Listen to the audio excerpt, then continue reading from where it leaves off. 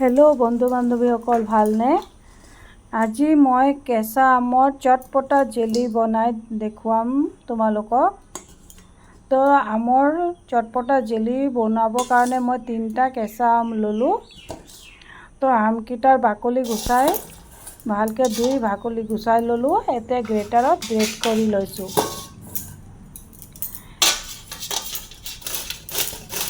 এনেকৈ গ্ৰেটাৰত গ্ৰেট কৰি ল'লে ভাল হয়। পেষ্ট কৰিও ল'ব পাৰা। মই গ্ৰেটাৰত গ্ৰেট কৰি খাই দেখিবলৈ বৰ ধুনীয়া হয় আৰু খাবলৈও বৰ টেষ্টি হয়। তো সেইকাৰণে মই গ্ৰেটাৰত গ্ৰেট কৰি লৈছোঁ। তো বন্ধু বান্ধৱীসকল, মোৰ গ্ৰেটাৰত গ্ৰেট কৰা হৈ গ'ল। এইটো চোৱা। এতিয়া গেছ জ্বলাই কড়াই বহাই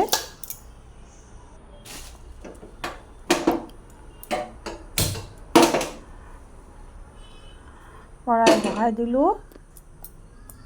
এতিয়া এই কেঁচা আমখিনি তাৰ লগতে পৰিমাণ অনুযায়ী গুড় আৰু চেনি দুটাই দিম। গুড় দিলে ৰংটোও ধুনীয়া হ'ব।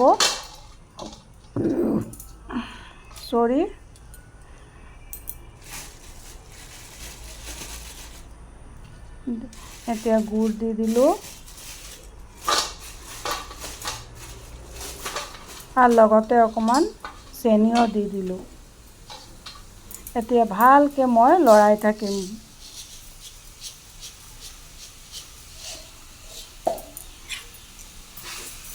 এতিয়া এনেকৈ ভালকৈ লৰাই থাকিম যেতিয়ালৈকে মেল্ট হৈ নাযায়, তেতিয়ালৈকে মই এনেকৈ লৰাই থাকিম চামুচ এটা দি।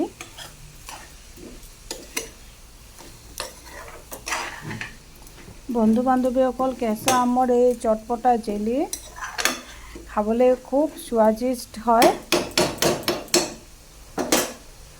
ৰুটিৰ লগত, পৰঠাৰ লগত, সব কিছুৰ লগত, ব্ৰেডৰ লগত খুব ভাল লাগে। মই আৰু এবাৰ বনাইছিলোঁ, শেষ হৈ গ'ল। তো ভাবিলোঁ আৰু এবাৰ বনাওঁ।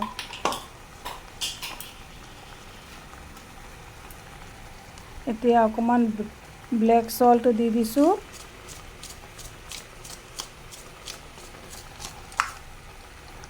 আৰু লগতে অকণমান কাশ্মীৰী লংকা গুড়ো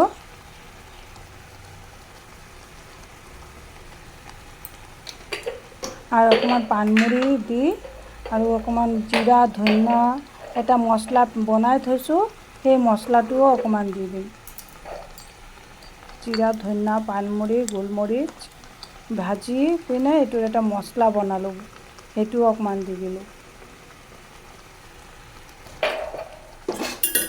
এতিয়া চব দিয়া হৈ গ'ল। এতিয়া মই ভালকৈ লৰাই থাকিম।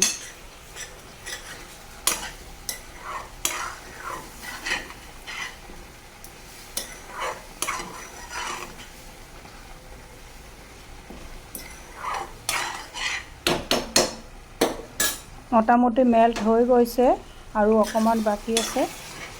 এইটো বেছি টাইম নালাগে, 5-10 মিনিট লাগে, একটু বেছি নালাগে।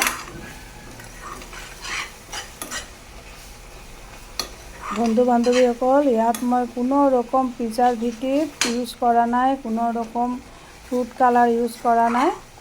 একদম হোমমেড, ঘৰত থকা যি উপকৰণ আছে সেইটো। এতিয়া মই অকণমান ভিনেগাৰ দি দিছোঁ। তোমালোকে লেবুৰ ৰসো দিব পাৰা। মোৰ লেবু নাই কাৰণে মই ভিনেগাৰ দি দিছোঁ। ভিনেগাৰ দিলে ছমাহলৈকে ষ্ট'ৰ কৰি থ'ব পাৰিবা ফ্ৰিজত, একো বেয়া নহ'ব।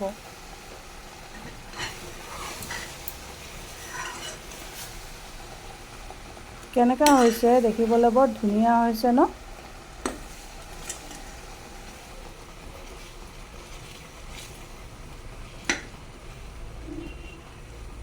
তোমালোকেও ঘৰত বনাবাচোন আৰু মোক কমেণ্টত জনাবা কেনেকুৱা লাগিছে খাই।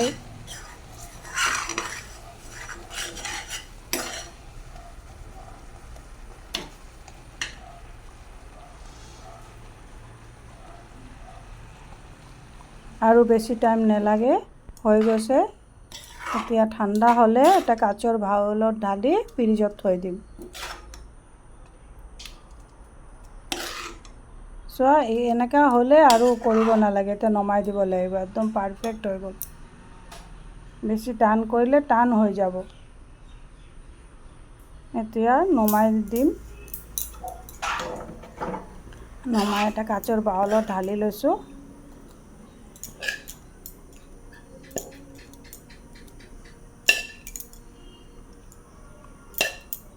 মোৰ এইটো একদম ফেভাৰেট হয়, মই ৰুটিৰ লগত সদায় খাওঁ।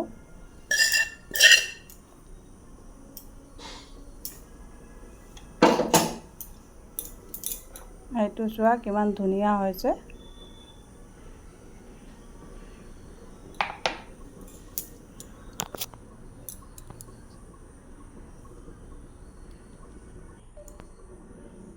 ধুনীয়া হৈছেনে বন্ধু বান্ধৱীসকল?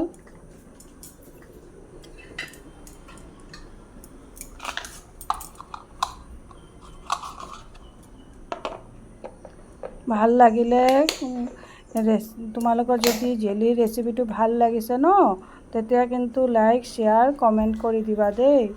ছাবস্ক্ৰাইব কৰি মোৰ লগত থাকিবা। মোৰ চেনেলটো ছাবস্ক্ৰাইব কৰি মোৰ লগত থাকিবা তোমালোকে। ব'লা ফ্ৰিজত থৈ দিলোঁ, এতিয়া ৰাতিপুৱা ৰুটিৰ লগত খাম আৰু।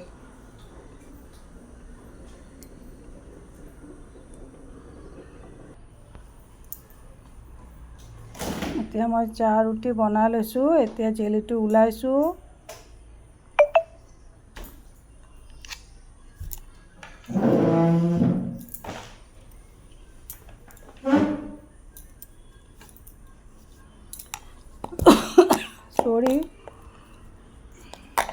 কিছুমান চব্জিৰ লগত চবেই ৰুটি খাবলৈ ভাল পায় ন বন্ধু বান্ধৱীসকল। মই আকৌ জেলি দিয়ে ভাল পাওঁ। যিকোনো ৰকম জেলি এটা থাকিলে হৈ গ'ল আৰু মোৰ। আৰু চাহ একাপ বাছ। এইটো চোৱা কিমান যে ধুনীয়া হৈছে জেলিখন।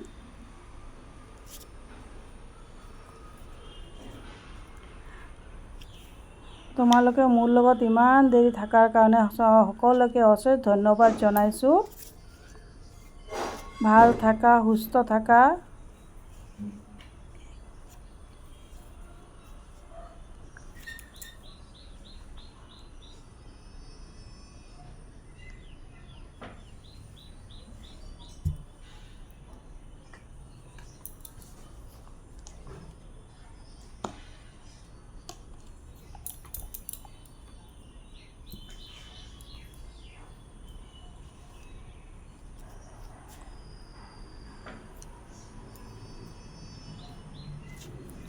এতিয়া মই টেষ্ট কৰিম।